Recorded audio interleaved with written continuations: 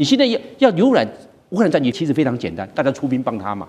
但是要冒核战的风险，普丁会不会跟你打核战？那我想，那你这些国家讲话的国家，你为何战？为何要战呢？那就不敢。到现在为止打了3年9个月了，没有国家敢正式出兵。全世界195个国家没有一个帮助乌克兰，那乌克兰怎么打下去？没有人呢。那乌克兰现在面临3个困境。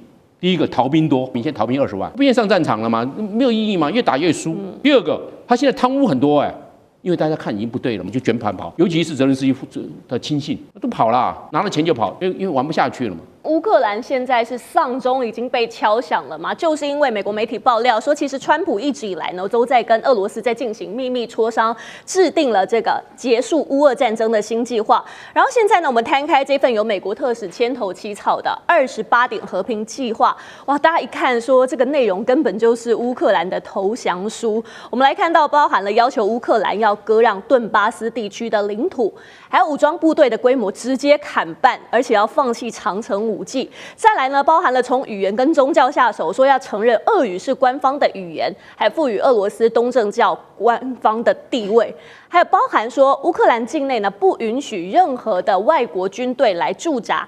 更狠的是，基辅当局呢，还有欧洲的盟友，在这个草案的过程当中，他们是完全被蒙在鼓底的因为美方呢准备把这个既成事实呢，直接就硬塞给泽伦斯基。最新的消息是，泽伦斯基他也已经收到了这一份和平计划，而且同意要就这些计划要点展开工作。但是有一个前提，说希望可以体面的终结。好，不过大家真的很好奇，为什么最后会变成这样的？杨老师，你来看，川普他为何会全然答应这个普丁的要求？我就说，这是上一次匈牙利的总理奥班到白宫和川普吃午餐，就表达了作为川普跟普丁之间的一个传达的信使。那这个就由这样个推演出来28点和平计划，比较细部的内容哈。那在领土上面，俄罗斯将获得顿巴斯，也就是现在的顿内茨克跟卢甘斯克。卢甘斯克它已经全部的占领，顿内茨克也就是在红军城之后，它也会获得整个这2个省。然后呢，克里米亚获得国际承认，美国也会承认，并沿当前的战线冻结赫尔松跟扎波罗热的部分的地区，也就整个乌东的地区，其实现在的战线所在的地方，但是包含整个顿巴斯的地方，俄罗斯都取得。所以这个是在所有包含美国在内的各方都会给予法律承认，这是28里面所讲的。此外，他也提到说，西方将全面解除对俄罗斯的制裁，归还约2/3，大概是2000亿欧元所冻结的俄罗斯的央行的资产，在各国，尤其是在瑞士，而且正式邀请俄罗斯重返 G7， 回到 G8。那是1998年到2014年，其实俄罗斯是参加的这个 G7， 那个时候就改名叫 G8。然后呢，在领土跟国际地位上面，俄罗斯还会拿到经济大礼包，像是美俄成立联合基金，共同开发北极的资源。这个其实是美国想要夹带的这个东西哈。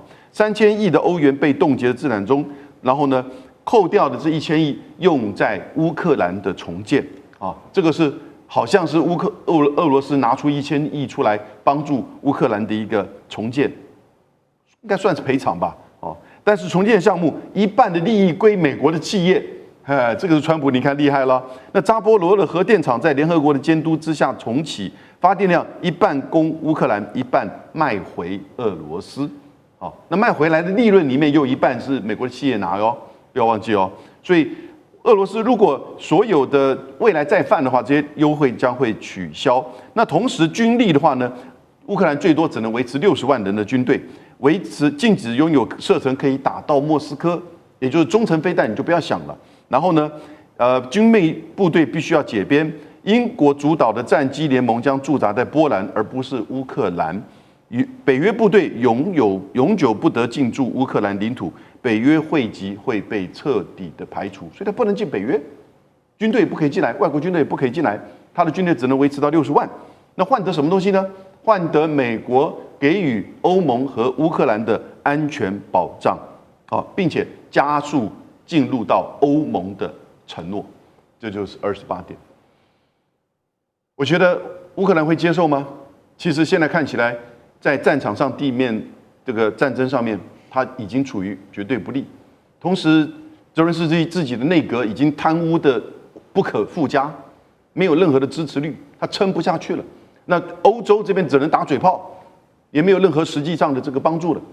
川普就是拖到后来，让整个战场乌克兰到欧洲，你的窘态完全呈现。那这个时候呢，当然就两个大老板，两个大哥就拍板叫定28点。是，但是现在美国大家在说根本就没有对乌克兰提出任何的安全保障，但是泽伦斯基是不是也没有条件可以拒绝？他有说美国是提供安全保障，但是这个安全保障呢不是很明确，是怎么样的安全保障？因为既然不可以有外国的驻兵，那同时乌克兰军队又只能这个拥有少部分，所以怎么样的安全保障，其实这个是一个大的问题。是不可以外国驻兵，也就是说不可以连维和部队是不是能够进去？通常维和部队联合国不会介入到常任理事国相关的这些争端的事务当中，所以也不会是联合国部队。确实，美国现在呢很突然这个急转弯，其实整个欧洲也陷入恐慌。现在包含欧盟的外长也几乎说，任何结束乌俄战争的计划，其实都需要乌克兰跟欧洲的支持才可以。那法国外长话说得更重了，他说和平不是投降。波兰外长也痛批说，不应该限制乌克兰的自卫能力，受到限制的应该要是侵略者。好，现在您看到包含我们刚刚提到的欧盟啊、法国、西班牙、波兰这些外长纷纷都跳出来，大家在观望。张军，你来看，这是他们很害怕失去挡在俄罗斯面前的这个缓冲区吗？我认为这个欧洲这些国家，刚才所讲的，不管法国、德国、波兰、英国，还包括意大利，都犯了极重大的战略错误。对，要不然他们出兵援乌，要不然立刻就割地和谈，要这样子。你们都不出兵。你让乌克兰打，乌克兰现在怎么打？乌克兰现在面对3多的困境，牺牲太多了，他已经没有办法再动员，牺牲太多。第二个，他的领土一直沦陷，他每一个月丢掉一个关岛，美国关岛是550平方公里，每一个月被俄罗斯攻陷550平方公里，你怎么办？3多啊，沦陷多啊。第三个，国债越打越多，你是借钱嘛？你乌克兰也没有办法卖石油，你卖那些谷物是没有用的。那能够卖几个钱？你3多你怎么办？死得多，丢得多，欠得多，你怎么打下去嘛？你现在要扭转乌克兰战局，其实非常简单，大家出兵帮他嘛。但是要冒核战的风险，普丁会不会跟你打核战？会核战？那我想，那你这些国家讲话的国家，你为何而战？为何要战呢？那就不敢。到现在为止打了3年9个月了，没有国家敢正式出兵。全世界195个国家没有一个帮助乌克兰。那乌克兰怎么打下去？没有人呢。那乌克兰现在面临3个困境：第一个，逃兵多，大家逃兵，现在逃兵20万，不愿意上战场了吗？没有意义嘛，越打越输。第二个，他现在贪污很多因为大家看已经不对了，矛头就卷跑，尤其是泽连斯基的亲信，都跑了，拿了钱就跑到海外做义工，因为玩不下去了嘛。那第三个呢，负能量太多，基层士气很低迷都在抱怨，那也不能不打。你逃了或什么了，你到时候什么都没有，还会被抓回来审判。那打了是不是送死？所以负能量太多，你怎么办？没办法改变，防线崩溃了。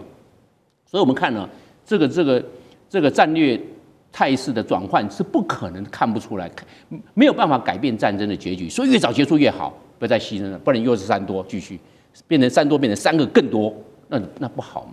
我认为这个。尽早，这没办法，这是当初泽连斯基犯了严重的战略错误，西方国家也犯了重大的战略错误，而造成目前乌克兰的败相。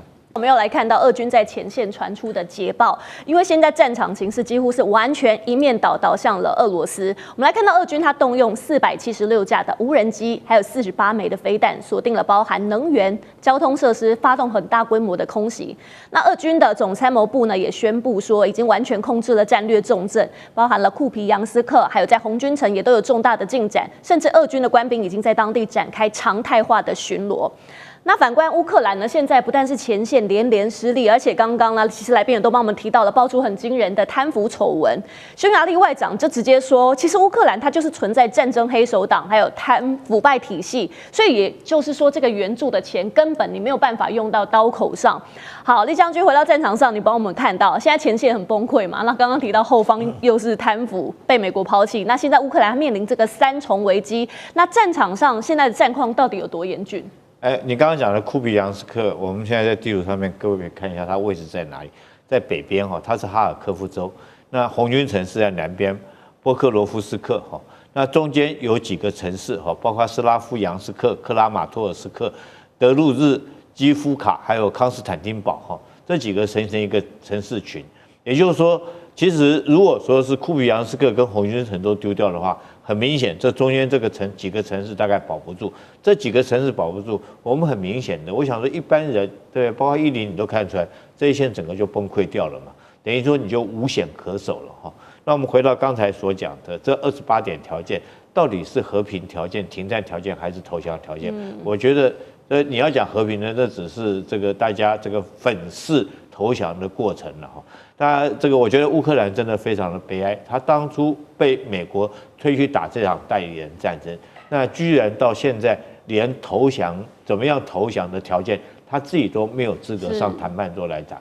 大家记不记得第二个是欧洲哈？欧洲也被美国拉进去打这场战争，叫欧洲这个支援各种武器啊能力来讲的话，大家记不记得上次在白宫哈，就是川普跟普京这个在阿拉斯加见完面之后，那时候川普曾经把欧洲7个领导者叫到白宫来，大家在前面坐着一排，我们戏称他叫做7个小矮人哈，在那边。那现在来讲。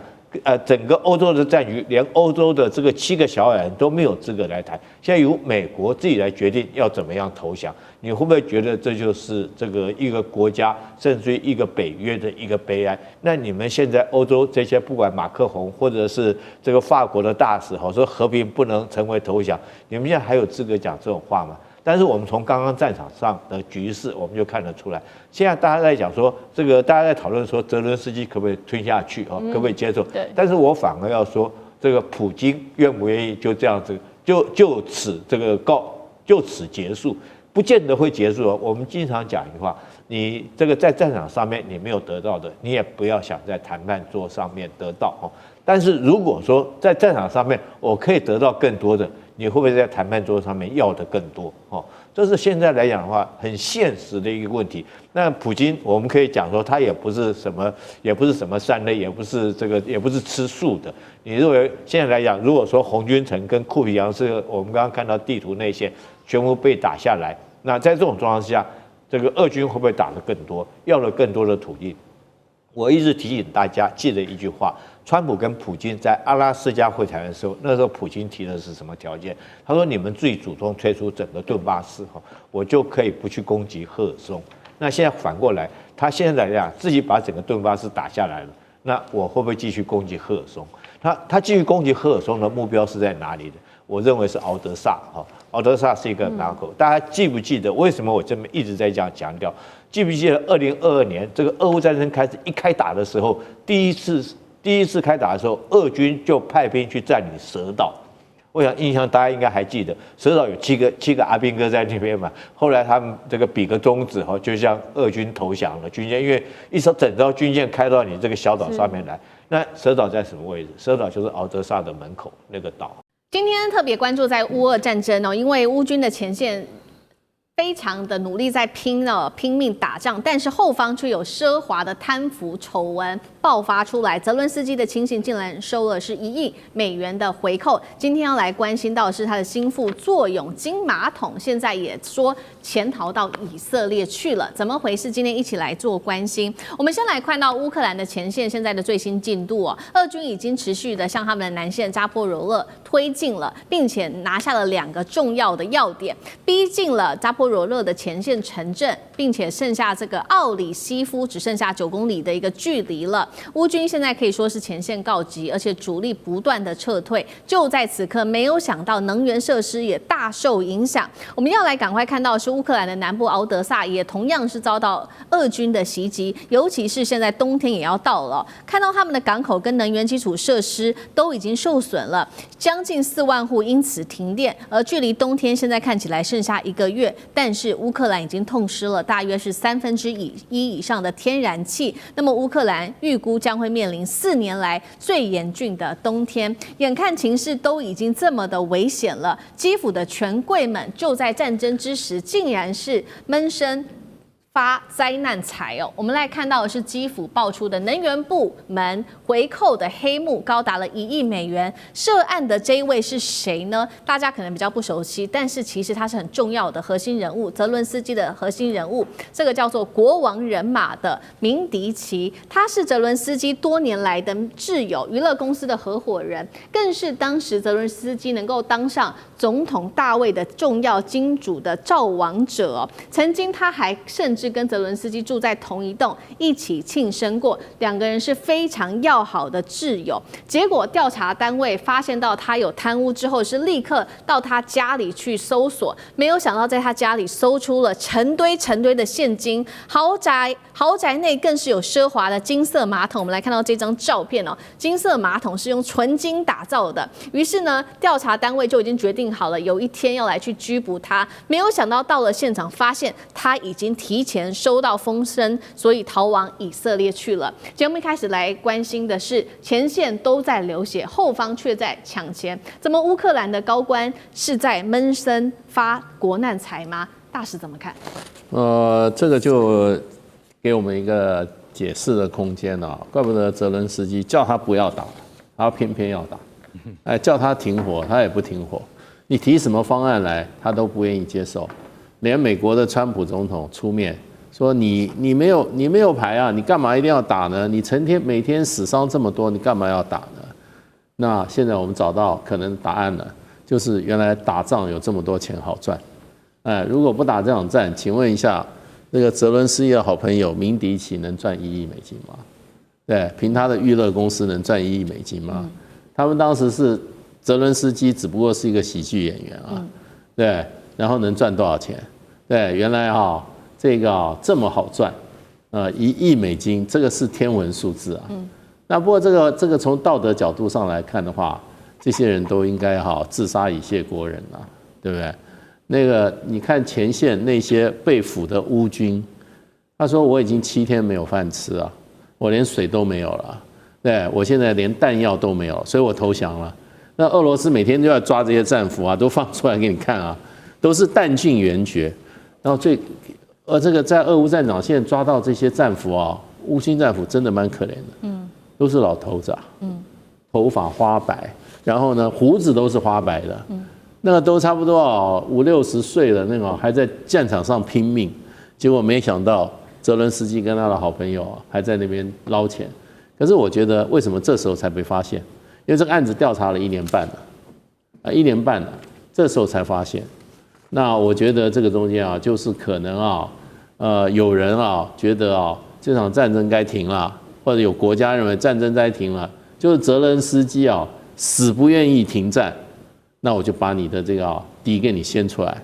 原来你们在那边大捞其钱，那而且最可恶的是说，怎么可能是案发之前人会先逃呢？对，这种最高机密的事情，而且它本身是一个独立机构。那个泽伦斯基在之前就要废除这个独立机构，那时候乌克兰人民坚决反对，这个调查贪腐的2个独立机构不能够被收并，那结果还是搞了1年半才能查出来，家里面有这个金色马桶那么多现金，这样子玩法的话，会没有人知道吗？所以我觉得这个里面可能还有更高的这个政治阴谋在里面啊。那如果是要泽伦斯基走人的话，那可能这是一个很好的时机啦。那不晓得泽伦斯基还能不能继续待下去？那他不待下去，是不是这场战争就可以结束？好，贪腐案爆出来的时机点让人存疑，就是说这个时机点实在太刚好，是不是因为泽伦斯基不愿意停战呢，所以把这件事情爆出来？但是泽伦斯基针对这个贪腐案，他是真的不知情吗？干哥又怎么看？因为他到现在还没有对核心人马做出切割，也没有跟自己清楚的说明他跟他的关系。那到底是谁通风报信，可以让他潜逃到以色列去的？谁能通风报信？我不说他是共犯，已经对他是客气了，好不好？明迪奇这个人呢，其实老实讲一句他就是一个隐形的人物，他在幕后做一些见不得人的事情，但有人给他撑腰，就这么简单。你仔细看他在莫斯科的家里被查扣了不是莫斯科那个在基辅的家里，被查扣大笔现金，这代表什么？代表他是冲促逃亡的。不可能，没有人会他可能连保险柜都会清空，对不对？可是他当时急到连家里的钱都来不及走，可见得他没有回家，就连夜就逃亡了，直接坐飞机到以色列。代表什么？代表他接到了这个讯息，已经不足以使他有机会再处理他的财产。所以乌克兰反贪局啊，国家反贪污局啊，这个单位叫 NABU， 这个本来就是准备被泽伦斯基给拿掉，但是因为你在战争期间，你这样做的话会引起侧目，暂时他就停下来了。事实上，这个 NABU 坦白讲一句，他们调查这个案子啊，不是只有1-2年而已，10几年前就开始在调查。那这一次终于有比较新的成果，就代表说什么？代表说他们已经查到了谁？前能源部长哈卢申科已经调查到哈卢申科身上，离泽伦斯基就不远了。这代表说什么？如果都已经查到前能源部长，因为哈卢申科跟以前泽伦斯基就是麻吉啊，对不对？那明迪奇是谁呢？明迪奇就是一个95街区啊，这个公司是一个娱乐公司，乌克兰最大的娱乐公司，等于是经纪人公司啦。那泽伦斯基当年就是在他的旗下出道的，作为喜剧演员，所以跟明迪奇是两个人是非常，就是交情是非常好的，也培养出很多乌克兰的那种演艺人员，所以他后来就摇身一变，变成他等于是代表政府，可以跟很多公司拿回扣啊，跟很多公司谈判的。一个娱乐公司的负责人，他的角色怎么会转变那么多？那你泽伦斯基就要来接受询问嘛，是不是这样？哈卢申科至少回馈了1亿美金给谁呢？给明迪奇，因为能源的游说。那坦白讲，那钱到哪里去了呢？是明迪奇放在自己口袋里吗？这不可能，你用常识判断也知道。所以我相信哦，泽伦斯基他现在已经面临了什么？面临的内外的压力，双重压力啊。要他可能在这个战事之中做一个决定，还有，他如果说他真的贪腐被人家确认的话，哈，只剩下美国老大哥可以帮他了，就看川普接下来的态度是怎么样。我看很艰难的，如果战事再不结束的话，恐怕也保不了泽伦斯基了。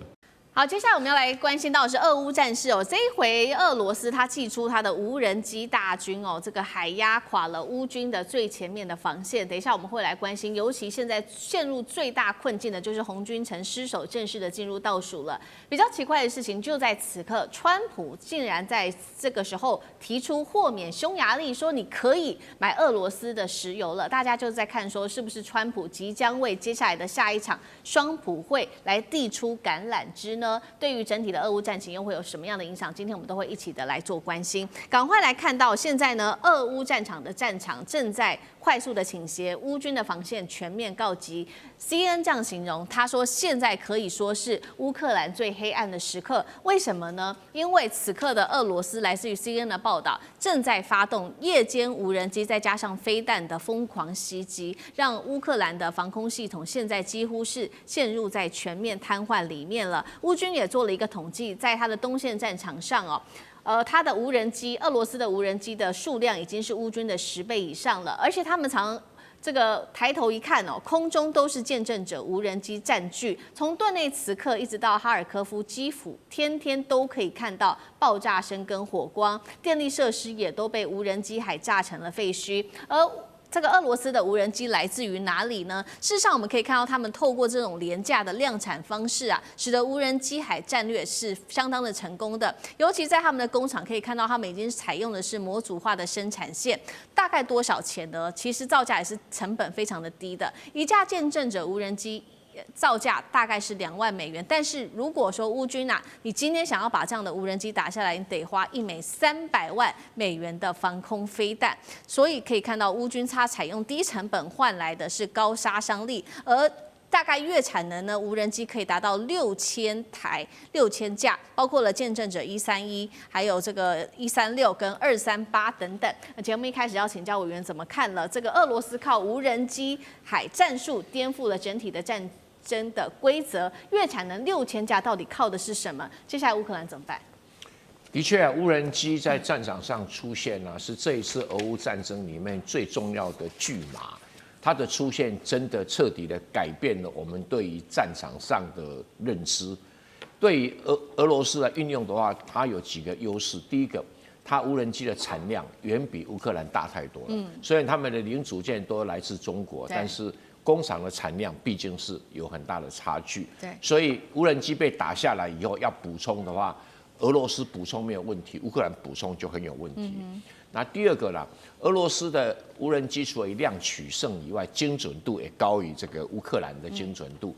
所以俄罗斯用无人机攻击乌克兰的关键设施，比如发电厂啦、输电设备啦、这个所谓的瓦斯槽啊，然后这个汽油储存槽啊等等，弹药库啦，这精准度几乎是相当的高。那你要防空系统又被瘫痪，因为你动不动你要拦截它的成本都远远高于它无人机的成本啦，所以它根本不怕你拦截，它就像盗货一样，盗一大堆让你打，消耗到你的防空力量。所以乌克兰在这方面已经是疲惫了，已经无能所作为了哈。再加上在城镇作战上，俄罗斯发展了一套立体战术，这个也没看过了。我们传统上的早年的城市作战是瓦格纳跑进去这样做特务作战，死伤很重。现在红军城打仗，俄罗斯人根本没有什么死伤。他第一个就派无人机进去侦察，而且侦察的那种精准度非常的高，看这个乌克兰军队的火力点在哪里，人藏身在哪里。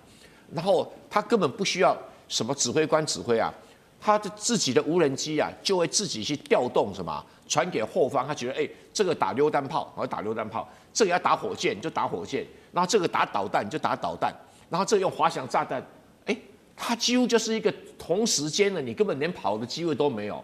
这个就是什么新型的作战方式？以前都是我们这个听到消息，我赶快跟我的长官我们这个小舰长报告，现在在哪里有个火力点，我们该怎么去把它清除？然后他就报告上级，他7、8告报对上面说好，我们导弹打，人家都跑了。现在不是啊，现在是无人机直接定位，那直接用电讯传过去，那确认是没有错，马上就开。这自动连线都打过去了，所以这个城镇作战已经改变了，而且这个无人机的重点是中高空也可以，中低空也可以，低空也可以作战，甚至还可以打到坑道里面去。是好，一方面我们可以看到这个是新型的一个作战形态，俄罗斯的这个无人机海作战，那整体影响的包括了在红军城，现在在乌克兰东部地区恐怕陷入到非常严重的困境。有人说这个已经是最后的倒数计时了，在红军城的部分包括了我们可以看到这个来自于乌方的情报说呢，俄军在顿内茨克目前已经集结了17万的兵力，那么兵力比例是高达8:1，包括了可以看到当地每天都是炮声连天。但是呢，现在来自于华盛顿邮报特别做的分析也警告说，乌克兰必须要立刻的做决定，到底他在红军城这边是要硬撑下去还是撤退呢？因为撤退的这个拖的时间越久，就会越危险。他甚至说，恐怕重演包括了2023年的这个巴赫姆特悲剧，甚至是2024年的阿夫迪夫卡的崩盘。那么，包括了红军城，它是乌东很重要的交通枢纽，失守的话，乌军整条的补给线就会陷入在全面崩溃，也代表俄罗斯恐怕重启在东线的一个总攻击。舰长怎么看红军城的部分？我本来不想拿红军城的地图，因为红军城几乎95%已经陷落了。那如果说现在拿出来的这个地图的话呢，其实一点用都没有。也就是为什么现在刚刚讲到说，要乌克兰决定你到底要不要撤退，因为这一个问题啊，也就是他们的这一个前行攻势要封口了。一封口，你留在这里面的部队，对不起，这个是155机械化师，你都逃不出来，全部歼灭在里面。因为如果让你们这些人逃出来的话，对于俄罗斯来讲，我还要养你啊，那我直接把你歼灭在那里，你还没有办法去支援别的地方。所以这个是乌克兰现在的战术啊。那而且呢？对不起，俄罗斯现在的战术，而且俄罗斯之前做了一个非常正确的决定啊，也就是我们现在好像没有再听到说哪一个国家提供他任何的防空飞弹，例如说爱国者啊，或者是任何的飞弹给乌克兰。为什么？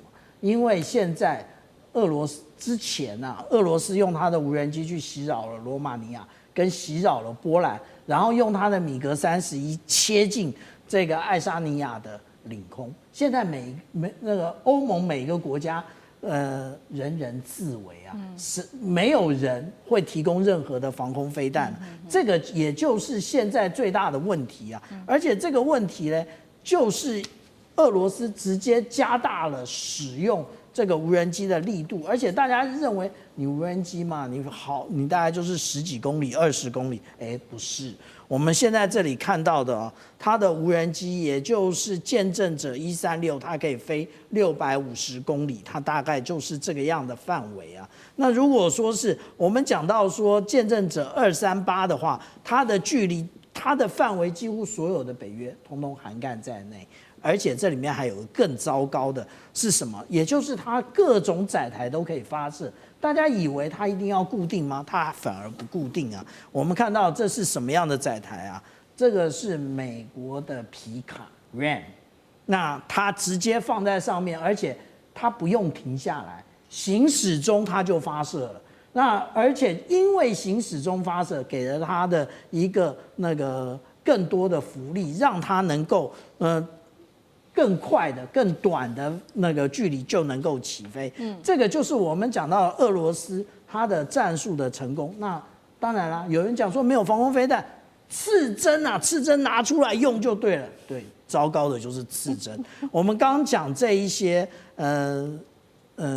这个见证者啊，它的价格造价就是2万美元嘛。我们来看看刺针有多贵啊。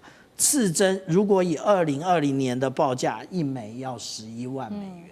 那也就是说，它以下士来换你的上士啊。那问题是，美国又有多少的刺针呢？那美国要不要为自己留一留呢？那而且我刚刚已经讲了，这一个有关于这一些北约国家，大家也想抢啊。那也就是这样的结果，就导致成现在没有人要支援乌克兰，乌克兰只能坐以待毙。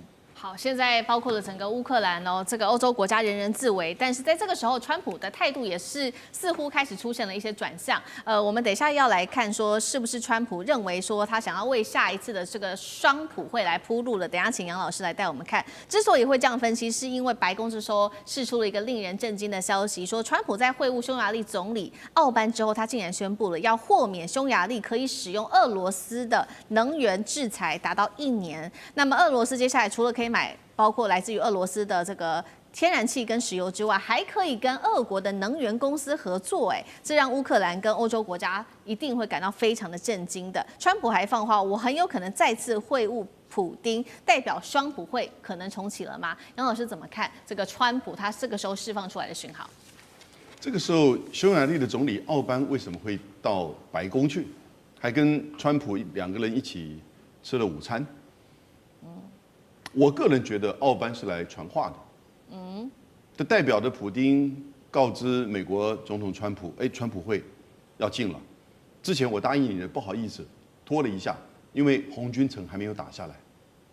红军城如果被打下来，陷落了，他就可以有17万到18万的军队转移到其他就是顿涅茨克的这些交战点，那整个顿涅茨克现在可能就会被俄罗斯很快的取得，如果不是月底年底，应该就是明年初。那所以呢，奥班这个时候来就是告诉川普，也就是当初其实在10月15号他们在阿拉斯加会面的和平协议然后说要接下来双普会在布达佩斯举行，那甚至呢3面会谈或者是多边会谈，那时候都记不记得还讨论到，谁要来驻军乌克兰保护？在和平协议签署之后的乌克兰，所以问题都不是在这些问题上，这是不是加入北约啊？是不是中立化啊？这其实都可以讨论。问题就是在普丁认为他在地面战争要取得关键性的胜利，那就是红军城。红军城一旦取得，因为红军城已经包围多久？21个月了。他现在里面60平方公里只剩下2万乌军。外面一圈包围的是17万、18万的俄罗斯军队，而那个口大概只剩下2公里了，而且布满了地雷，对，大概这个所谓的后援也进不来了，所以这个时候要出去也困难。所以当他觉得说这是一个时间点要取得胜利的时候呢，因此他就告诉川普，这个时候你那个线你那个划界应该就很清楚，我就是要顿巴斯，也就是卢甘斯克加上顿内茨克。卢甘斯克老早就被俄罗斯全部的占领，顿内茨克就是卡在这几个站点上。那尤其是红军城，那过去因为泽伦斯基这边就是不愿意退让，他觉得其实我还是在守住这些地方。那现在呢，取得了这个可能的胜利，我们不知道什么时候。在俄乌战场现在有一个比较最新的、比较升级性的一个进度，我们要来看到的是乌克兰战场现在变成了美俄它的飞弹对决的一个试验场。我们赶快来看到最新消息哦，这是来自于乌克兰的外交部长首度证实的，俄军现在动用的这个飞弹是9N729飞弹，是当时被这个中程核飞弹条约明令得禁止的这个飞弹，现在竟然用它来攻击乌克兰哦，算是俄军首度的动用了。那么它的射程，根据了解，最大射程是2500公里，而且它是可以搭载核弹头跟传统弹头的。过去刚刚说了是被美俄列为是中程核飞弹条约里面禁用的一款飞弹，为什么他要把它拿出来呢？这一回，等一下我们都会一起的来做解读。那么它是来自于这个外长，他是这样说的，他说这个俄罗斯的外长说这是普丁对美国总统川普终结战争外交努力的一种蔑视，才会射出这样子的一个飞弹。CNN 也来报道了，他是说除了普丁有动作之外，我们来看到川普也有动作了。五角大厦已经同意向乌克兰会来提供美制的战斧的巡弋飞弹计划。那么川普做回应说没有考虑批准，但是呢很难说，或许我未来会改变我自己的想法。针对这样子的一个飞弹做使用，委员怎么解读？乌克兰会不会成为美俄飞弹对撞的核火线最前线？已经是如此了哈。先跟大家说明一下，9M729是可以载核导弹跟常规弹药的这一款巡弋飞弹的，它基本上有个外号叫螺丝起子，screwdriver 是这样的一个名词。它由伊斯坦克格尔那个导弹系统就可以发射了，它是一个陆基发射的。那过去美国这个俄罗斯签的中程核飞弹条约是限制什么？在500公里以上，在5500公里范围里面都称作中程飞弹。那任何可以装载中程飞弹的这些武器通通要销毁。那俄罗斯销毁的比较多，销毁了几千枚，那美国只有销毁了几百枚。那这是1987年达成的协议，大家都遵守。可是后来美国的这个战斧导弹为什么没有在这限制范围里面？因为美国的战斧导弹是空基跟海基的，它当时是规定陆基的受限制，空基跟海基的不受限制，这个叫什么？这个叫做装模作样那到了普丁这个上台了以后，就觉得这个不是很公平，所以他们就开始恢复中程核导弹。因为开始美国人都船开到人家门口去，然后用战斧导弹打你，说我这个不受限制因为我是海基的，这个叫掩耳盗铃嘛那所以俄罗斯它当然没有那么大的海军的舰队，所以它就开始发展这一类的中程核飞弹。那这一次在乌克兰上面就把这个9M729拿出来。其实最早要限制的，美国想限制的就是 9M729，这个叫螺丝起子导弹。那听说精准度比战斧导弹不晓得高多少。那我们就看看乌克兰面临现在处境几乎他们想打的地方没有打不中的这是乌克兰目前比较头痛的地方那你要把它解释成所谓普丁对于川普终结俄乌战争的努力的蔑视也可以啦，因为普丁现在打得顺风顺水，就叫乌克兰依他的条件来投降而已嘛。那你这个川普你给他什么？他说我打这么久了，你能给我什么？那再加上这个。红军城只要陷落，应该差不多了。如果只要陷落，那这场战争就结束了，剩下已经不是重点了。所以他用这个俄罗斯式的战斧导弹怎么打？他说只要他成本划得算，他就会怎么打。好，所以我们看到现在美俄的飞弹现在在乌克兰境内不断的互轰。那另外一方面，战场的第一线，刚刚委员帮我们特别提到了红军城，现在呢对于乌克兰来说非常的不利简直可以说是陷落了。我们来看到，现在乌军的部队仍然是在东部的重镇这个红军城这边展开一个全面行动，要反击这些入侵的部队。那么俄罗斯的说法，他说早就已经用前行的攻势完成了对于红军城的包围。美国智库是这样分析的，他说俄军突袭部队正在寻求绕过乌克兰在红军城的据点路线，渗透到乌方的这个防线的后方。简单来说呢，现在战争研究所的一个披露，意思就是说，俄军派出他们的炮灰部队做前锋来吸引乌克兰的无人机跟炮火。那么吸引到之后呢，他们再用自己的主力部队去锁定坐标，来做一个比较精准针对于乌克兰的轰炸。怎么看这样子的一个做法，吕舰长？我们刚刚讲到这个9M729的那个飞弹啊，其实它就是长成这个样子，它是左边的这一枚，右边这一枚呢，就是刚刚郑源老师所讲的伊斯坎格尔的这个飞弹，它是可以用同一个运输载具的。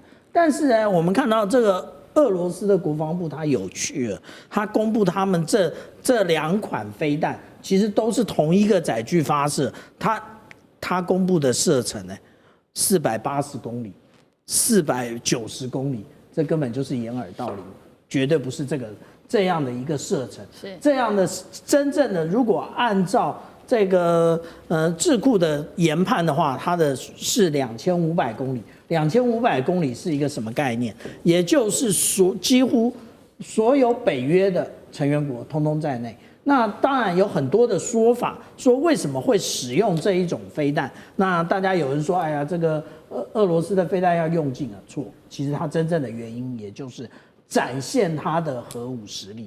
因为这个其实，按照我们一般的讲法，也就是核弹头跟常规弹头都能使用。它现在用的是常规弹头。但是我这样子慢慢的飞啊，我就是让你们看清楚，这个未来可以携带核弹头，你们再说用这一个战斧试试看。战斧是怎么一回事？大家忘了吗？战斧就是提风飞弹，提风飞弹在今年的这一个互生匕首的这个军演的时候，实际上已经在澳洲发射过一次，它就是从陆地上发射的，所以美国早就没有在搞这个中导协议的那个约制了。那至于红军城的部分，因为有很多的我们的观众在讲，小舰长，你讲红军城已经讲了1年多了，对，因为很难打。那这一次现在我们讲到说这个前行攻势，就是这个位置，其实红军城在这个位置，然后其实这个两边前行之后呢，直接封锁了它的那个未来它的一个乌克兰部队它可以撤出的路线，我们在这里可以看得更清楚啊。也就是现在俄罗斯的打法，它就是我们刚刚讲到的这个义务海军陆战旅直接切穿。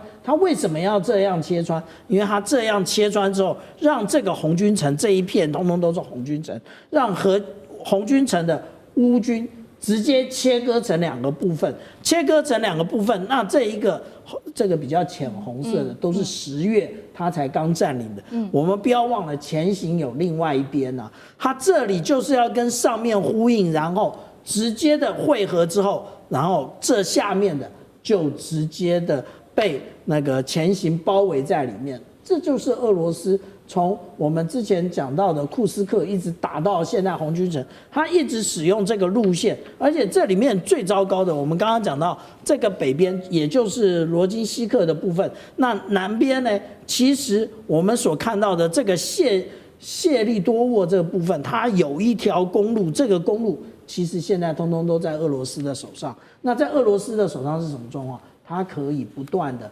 那个军援它的最前线的部队，但是相对于乌克兰来讲，它后继无力。所以我们讲到说，这一个红军城大概也就是在这一个礼拜，大概就已经被扫平。这个已经可以算是当年乌克兰为了因应俄罗斯的可能威胁建立的堡垒城市的最后一个。今天俄乌战场的第一线，赶快关心川普这一回对普丁是正式的翻脸了，并且制裁俄油，但是引爆了俄罗斯说要祭出这个是。引爆的是核演习。好，另外一方面我们会关心的第一线战场是库皮扬斯克正式的陷落，乌军也因此溃退哦，怎么回事？在此时此刻，泽伦斯基则是抛出了12点投降书，求川普放生。今天都会一起的来做关心。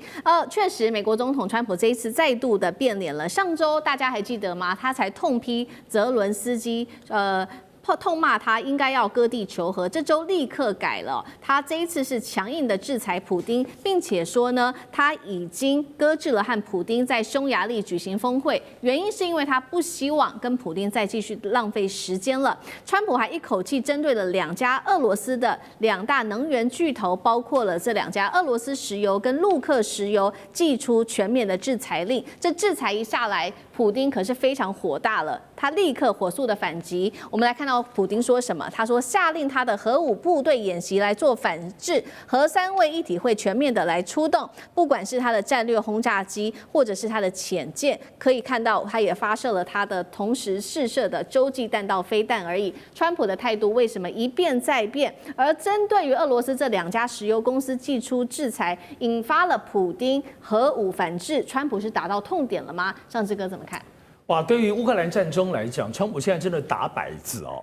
在跟普丁通完电话之后，见泽伦斯基吵得不可开交，甚至让泽伦斯基最后在华府路边接受记者访问，非常非常狼狈哦。那么，可是之后呢？可川普又想了一想之后，又决定要取消在匈牙利跟普丁见面。不止如此，反手加码，就是提到的，现在这次的制裁俄罗斯石油跟陆克这2家俄罗斯的最大的全球的石油公司，这可是现在在最早俄罗斯的俄乌战争开战之后，美国现在新一波的制裁哦，所以这个动作还算是蛮重的，而且在1个礼拜之前，英国才制裁。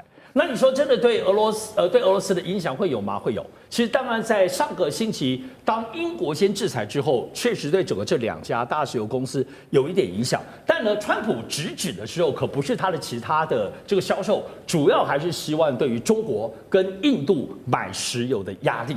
当然我们知道，每次在长久以来类似这种政治动作、这种制裁动作，主要是2个用意。第一个用意就是说，希望这件事情其他的国家，像中国、印度不要买。对于国家性的要挟，第2个部分是对这个产业链，希望逼迫这个相关产业的上下游都能够排挤他们制裁的公司。过去科技也都是这样子，可是石油不太一样，终究没有什么太多上下产业链的部分的问题。所以中国跟印度，你说就因此会惊吓不买单吗？川习会的部分习近平就好啊，不买俄罗斯的石油可能吗？当然这是不太可能。所以我觉得现在这个部分，川普在这个摆动之下，只能重手越下越重。但你说会有用吗？华尔街市场没有反应，麻痹了，普丁也麻痹了，所以我认为效果是低的。好，这是台面上的外交谈判。台面下我们要来看到的第一线战场，等一下会请将军来带我们看到的战情图。尤其现在要紧张的地区就是俄军进攻到哈尔科夫的近郊，尤其在库皮扬斯克这边，我们可以看到它有非常重大的进展。俄罗斯透过地下管道渗透，早已经遍布整个城市，并且出动了它的摩托车步兵旅跟它的这个无人机部队一起持续的来进行袭击。我们要来请将军来帮我们看俄军是如何在这个库皮扬斯克取得如此重大的进展。下一张的战情图，我们请导播来 take 一下，并且我们会请将军来带我们看这座城市如果完全的沦陷，接下来乌东战线会全面的溃退吗？将军怎么看？我首先要说明哦，这毕竟是一场战争哈。那普丁为什么会跟川普2个会翻脸？哈，泽伦斯基为什么会被赶到白宫外面去开这么狼狈的开记者会？一定是跟战场局势的变化有密切的关系哈。那我认为俄乌战争这本来就是一场史诗级的战争，如果说列为军事的教范来讲的话，它确实是一场这个教科书级的一场战役哈。是。那我们首先来讲，很明显的，我首先跟各位解释一下，在野战战略的部分来讲的话，那俄军很明显打的是一场外线作战哈。这个乌克兰本身打的一场是内线作战，所以内线作战当初最擅长打内线作战的是这个这个辛登堡元帅哈，他曾经在这个辛登堡战役来讲的话哈，这个击败德军击败了俄军哈，然后拿破仑也借着内线作战以寡击众好几次哈。那所谓内线作战，它的要诀就是我站在中央部分，那我以一部分的兵力，极少数的兵力，然后节约兵力用在这边挡住这个进攻的部队，然后我集中我全力的部队哈，在打库斯克，这就是内线作战。当初库斯克战役就是因此而产生的，但是很可惜的哈，他集中他绝大部分来讲的话，打库斯克哈，想要打到库斯克核电站，但是他功败垂成，所以他内线作战很明显的失败。那俄军很明显打的是外线作战，外线作战就是从各种不同的战线哈发起向心攻击。我们现在很明显看出来，包括库斯克这边是一条战线，库皮扬斯克这边哈是一场战线，那红军村这边是一场战线。那外线作战一个要诀就是你这各线的兵力必须要协同一致，不然你很容易被各个击灭。好，那我们现在来看，这就是为什么现在来讲，大概 focus 在库皮扬斯克跟红军村这2个战场。对。那我们前阵子在9月份的时候，大家有没有记得？就是那个时候川普讲了一句话哈，说这个俄军哈不过是纸老虎，只要提供给乌克兰绝对的这种火力来讲的话，提供给他战斧型巡弋飞弹，这个乌克兰有可能夺回所有的失土。为什么是这样呢？因为在红军村这边哈，这个俄军使了一招叫做机动防御，也就是把这个乌军拉进来打。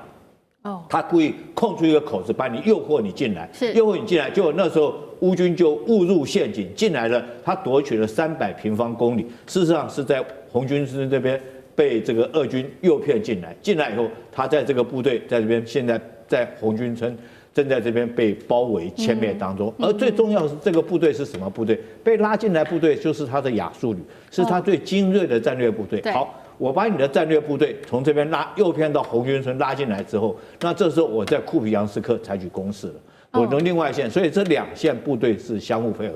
这边把你的战略预备队诱进来之后，我在库皮扬斯克发动攻势。好，我们现在看下一章。那库皮扬斯克这场战场是怎么打的？我们看一下这场战场怎么打的话，其实打的也非常巧妙，真的是说，我觉得说尔后来讲的话，各国的军事学者都会以这场战役来当做一个教科书的教范来做研究哈。第一个，我们看原来双方的接触线是在这个地方，就是这条红线的位置哈。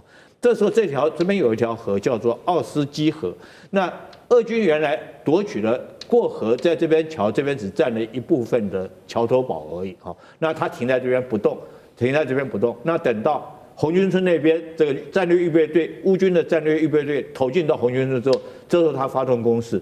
原来大家以为说是你在这边应该继续向西边来进攻嘛，不管你要打卡尔科夫或者是195，应该朝那边，就没想到俄军他不是往西边打，他往南边打。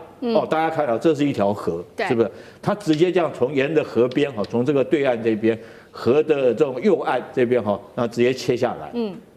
这是他攻击路线，所以打到今天为止他的双方接触线已经打成这个样子。大家可以注意到，他几乎就是在河的右岸，在这边发动攻势。这条河你们发现打下来以后，原来在这个地块的这种乌军来讲的话，他的后路很快就会被切断，因为你如果说退回去的话，大概只有几条桥梁你才退得回去。如果这几条桥梁被切断，你就退不回去了。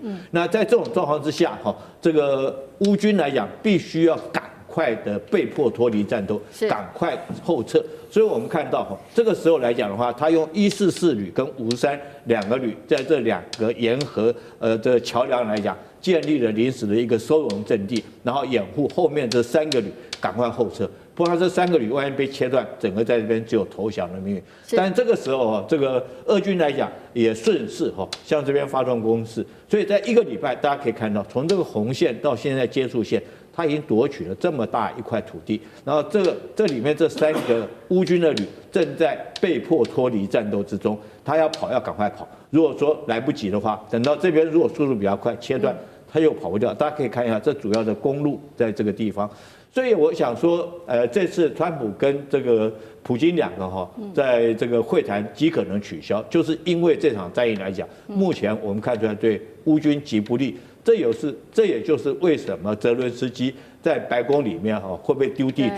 那我想想看，如果你是这个川普的话哈，你看到战况变成这个样，地图给你摆这个样，你会当场把地图丢到这个泽连斯基的头上，叫他到外面去，到外面去开记者会，就是因为战况对乌军极不利。然后在这种情形之下，我认为普京他可能认为说，川普啦，他可能认为说是匈牙利那边会谈没什么好谈的，因为对他来讲的话，这个如果说战场你已经变成这个样，你和谈判桌上面你根本达不到你所望的目的。好，谢谢。这个图是将军特别为我们画他亲手画的独家战情图，来自于厉将军的这个针对寰宇新闻台的独家的战情图的分析哦。那另外一方面，刚刚将军帮我们提到了嘛，俄罗斯祭出如此完整的一个打击策略，现在呢，乌军可以说是节节败退。当然了，在此刻，泽伦斯基他可是急了，立刻的我们来看到哦，泽伦斯基来自于彭博社的揭露，乌克兰正在和欧洲盟友制定所谓的12点的和平提议，并且挂川普为和平委员会的主席来做监督。计划内容赶快来看，要求立刻停火，并且停止进一步的领土扩张，这是针对俄罗斯的所有要求。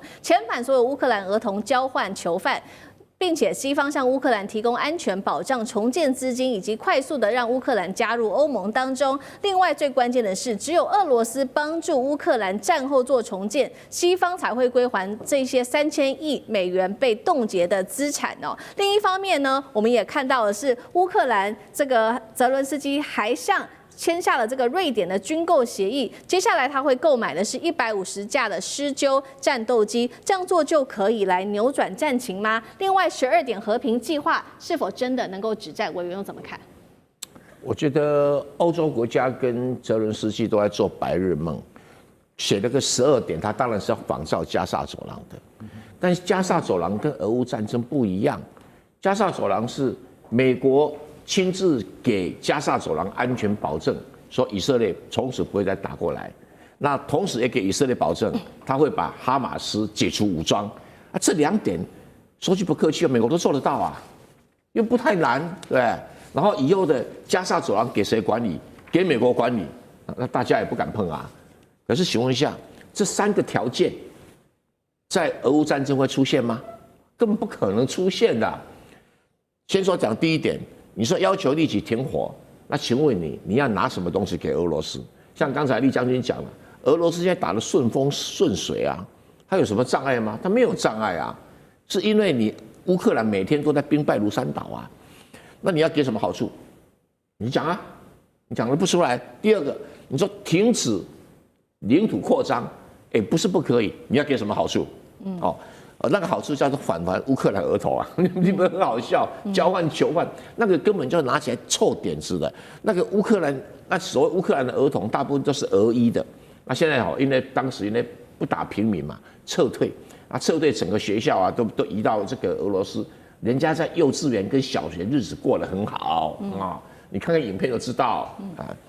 那囚犯主要是指战俘啊，指战俘啊，这个基本上是乌克兰比较多，俄罗斯比较少啊。那你说西方要向乌克兰提供安全保障，泽伦斯基如果西方有能力提供安全保障，这场战争不会爆发，就西方没有这个本事。